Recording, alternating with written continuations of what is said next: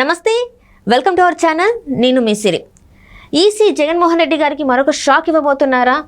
మరొక IAS officer పైన వేటు పడే అవకాశం ఉందా? సో ఈ అంశాన్ని మనకు వివరించడానికి మనతో పాటు ఉన్నారు ప్రముఖ సీనియర్ జర్నలిస్ట్ డివిఎస్ గారు.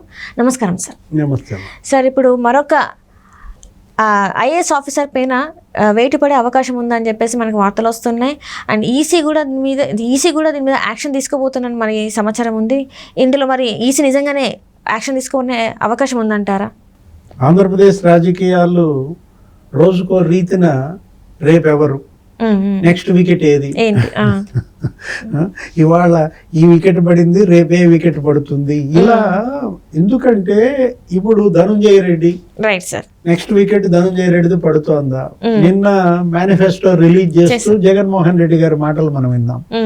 బిగినింగ్ లోనే 95% హామీలు ధనుంజయ్, ఎన్ని హామీలు మనం అమలు చేసామంటే ఆయన ఏదో 99.5% ఏదో అందించటం. అంటే ఏంటి, ధనుంజయ రెడ్డి అక్కడే ఉన్నాడు, మేనిఫెస్టో రిలీజ్ అక్కడ జరుగుతోంది. ఆయన ముఖ్యమంత్రే కావచ్చు కానీ ఆయన ముఖ్యమంత్రిగా మేనిఫెస్టో రిలీజ్ చేయటం లేదు. ఆయన ఏంటి, వైఎస్ఆర్ కాంగ్రెస్ పార్టీ అధ్యక్షుడిగా మేనిఫెస్టో రిలీజ్ చేస్తున్నప్పుడు మరి సీనియర్ ఐఏఎస్ అధికారిగా ధనుంజయ రెడ్డికి ఎందుకు అక్కడ? ఆయన అసలు ఆయన ఏంటి, ప్రభుత్వ అధికారా లేకపోతే వైసీపీ నాయకుడా? గీత జరిగిపోయింది, మనం చూసాము. వైసీపీ టికెట్ల ఖరారులో కూడా ధనుంజయ రెడ్డి పాత్ర వివాదాస్పదమైంది. ఏది, తాడేపల్లి ప్యాలెస్ లో టికెట్లు ఖరారు చేసేటప్పుడు ఎవరెవరి టికెట్లు ఏం చేయాలనేది కూడా తనే వివరించినట్టు కూడా మనకు తెలుసు. ఒక బ్యూరోక్రాట్ అయ్యుండి ఇలా ప్రభుత్వంలో పనిచేయడం తప్పు కదా సార్? మరి చట్టరీత్యా నేరం కదా? ఎందుకు ఇలాంటివన్నీ జరుగుతున్నాయి మరి ఈ ప్రభుత్వంలో? మళ్ళీ ఈసీ ఎందుకు యాక్షన్ తీసుకోలేదు ముందు నుంచి కూడా? అంటే ఆయన ఆరిజిన్ రాజకీయం. ధనుంజయ రెడ్డి గారిలో మనం చూడాల్సింది ఏంటంటే ఆయన పుట్టుక పొలిటికల్ లైఫ్. ఆయన ఒక గ్రామ సర్పంచ్గా ప్రారంభమైంది ఆయన జీవితం. సర్పంచ్గా ఉంటూ మామూలుగా సివిల్స్ రాశాడు. ఆ తర్వాత సెలక్షన్ రావటం, వెళ్ళడం, ట్రైనింగ్ తీసుకోవటం, ఆయనలో రాజకీయ వాసనలు ఉన్నాయి, పోవట్లేదు అనమాట. ఇప్పుడు అదే కదా అక్కడ వివాదం. ఏది, వాళ్ళ ఆంధ్రప్రదేశ్ రాజకీయాల్లో ప్రధాన వివాదం, మెయిన్ కాంట్రవర్సీ ఏంటంటే సీఎం సామాజిక వర్గం, సీఎం సొంత జిల్లా వాళ్ళే ఇవాళ ఆంధ్రప్రదేశ్లో ఫస్ట్ 4 కోర్ కమిటీలో ఉన్నారు. సిఎస్ జవహర్ రెడ్డి అదే సామాజిక వర్గం, అదే జిల్లా. డీజీపీ కసిరెడ్డి రాజేంద్రనాథ్ రెడ్డి అదే సామాజిక వర్గం, కడప జిల్లా. అట్లాగే ఈయన ఎవరు, ధనుంజయ రెడ్డి, ఈయన కూడా అదే సామాజిక వర్గం, అదే జిల్లా. సజ్జల రామకృష్ణారెడ్డి ప్రభుత్వ సలహాదారు. ఇలాంటి పరిస్థితుల్లో వీళ్ళే శాసిస్తున్నారు. వీళ్ళందరినీ పక్కన పెట్టుకుని జగన్మోహన్ రెడ్డి టోటల్గా ఒక పక్షపాత ధోరణితో పాలన చేస్తున్నాడు. ఒక వర్గానికే లాభం చేస్తున్నాడు, ఒక జిల్లాకే లాభం చేస్తున్నాడు.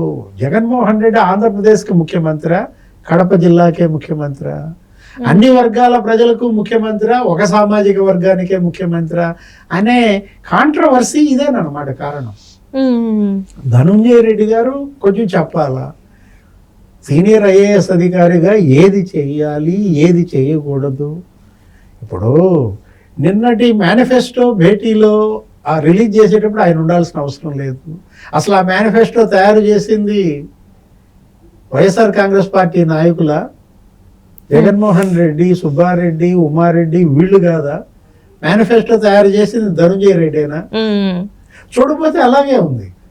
ఇప్పుడు మనం చూసాం గత మేనిఫెస్టో తయారీకి ఒక కమిటీ, అజయ్ కల్లం, ఉమారెడ్డి వెంకటేశ్వర్లు. నువ్వు కూడా విన్నావు ఏంటి, వివేక హత్య కేసు, ఆ హత్య వార్త తెలిసినప్పుడు మేనిఫెస్టో కమిటీ మీటింగ్లో జగన్మోహన్ రెడ్డి ఉన్నాడు.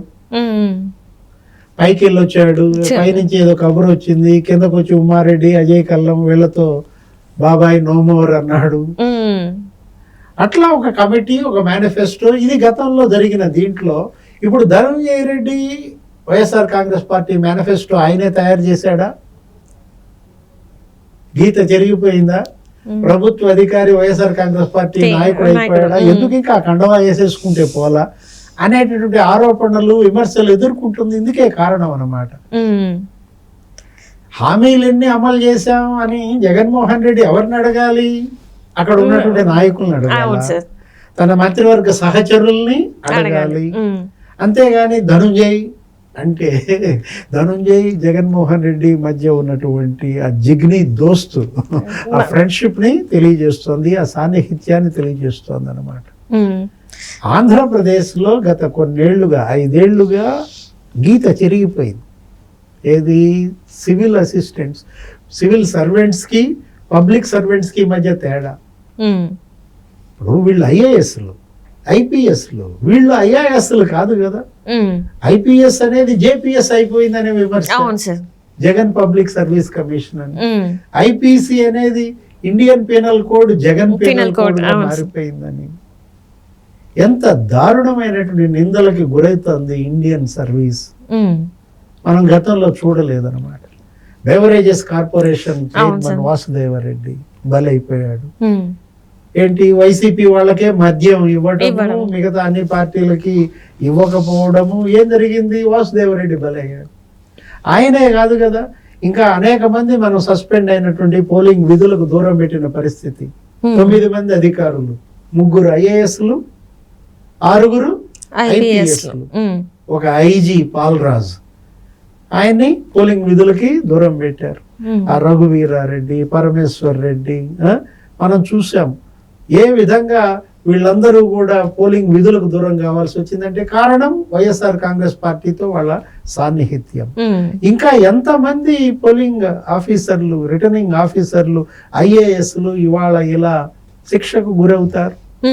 నామోషిగా లేదా? ఇప్పుడు ఏంటంటే వాళ్ళు ఉండేది 5 ఏళ్లే, వీళ్ళు ఉండేది 30-40 ఏళ్ళు సర్వీస్ చేయాలి. వీళ్ళు ఏ ఓత్ తీసుకుని, ఏ ప్రతిజ్ఞ చేసి, ముస్వరిలో ట్రైనింగ్ తీసుకుని, ఒక మాన్యువల్ ఒకటి, ఒక నిబంధనలు, కోడ్ ఆఫ్ కాండక్ట్, ఇవన్నీ కూడా తోసి రాజని తుంగలో తొక్కేసి ఐఏఎస్లు, ఐపీఎస్లు ఇవాళ జగన్ భక్తులుగా మారారో ప్రజల కళ్ళ ముందు ఉన్నటువంటి పరిస్థితుల్లో ఈ ప్రజా తీర్పు, రేపు రాబోయే ప్రజా తీర్పు వీటన్నిటిపైన కూడా చూపిస్తుంది. దీనికి తగ్గ మూల్యం జగన్మోహన్ రెడ్డి చెల్లించాల్సి వస్తుంది. అంటే ఇక్కడ జగన్మోహన్ రెడ్డి గారికి అంటే మంత్రివర్గం ఎవరో లేకపోతే బ్యూరోక్రాట్స్ ఎవరో తెలియని పరిస్థితుల్లో ఉన్నారనుకోవచ్చా సార్? అంతే కదా. అంటే ఏ విధంగా ధనుంజయ రెడ్డి పైన ఆధారపడ్డాడు అంటే ఇక ధనుంజయ రెడ్డి తప్ప ఇంకెవరు నమ్మకస్తులు ఆయనకి లేరా?